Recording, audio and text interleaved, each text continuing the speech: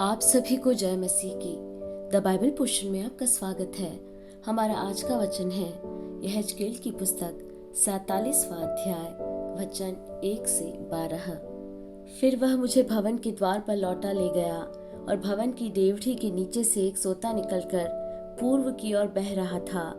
भवन का द्वार तो पूर्वमुखी था और सोता भवन की दाहिनी ओर और वेदी की दक्षिणी ओर नीचे से निकलता था।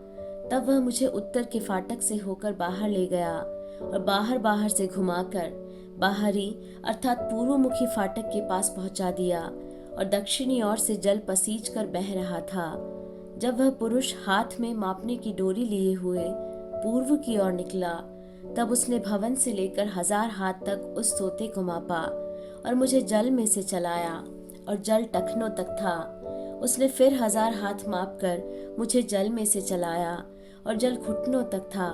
फिर और 1000 हाथ मापकर मुझे जल में से चलाया और जल कमर तक था। तब फिर उसने 1000 हाथ मापे और ऐसी नदी हो गई जिसके पार मैं न जा सका, क्योंकि जल बढ़कर तैरने के योग्य था, अर्थात ऐसी नदी थी जिसके पार कोई न जा सकता था। तब उसने मुझसे पूछा, हे मनुष्य के संतान, क्या तूने यह देखा है? तब उसने मुझे नदी के किनारे किनारे लौटा कर पहुंचा दिया। लौटकर मैंने क्या देखा कि नदी के दोनों तटों पर बहुत से वृक्ष हैं। तब उसने मुझसे कहा, यह सोता पूर्वी देश की ओर बह रहा है और अराबा में उतरकर ताल की ओर बहेगा और यह भवन से निकला हुआ सीधा ताल में मिल जाएगा और उसका जल मीठा हो जाएगा।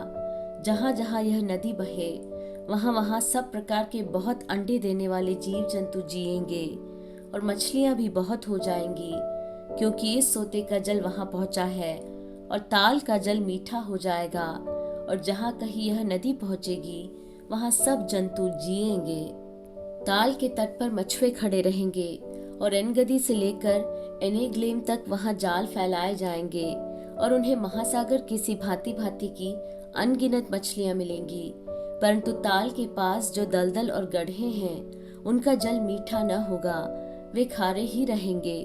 नदी के दोनों किनारों पर भांति भांति के खाने योग्य फलदायी वृक्ष उपजेंगे, जिनके पत्ते न मुरझाएंगे और उनका फलना भी कभी बंद न होगा, क्योंकि नदी का जल पवित्र स्थान से निकला है।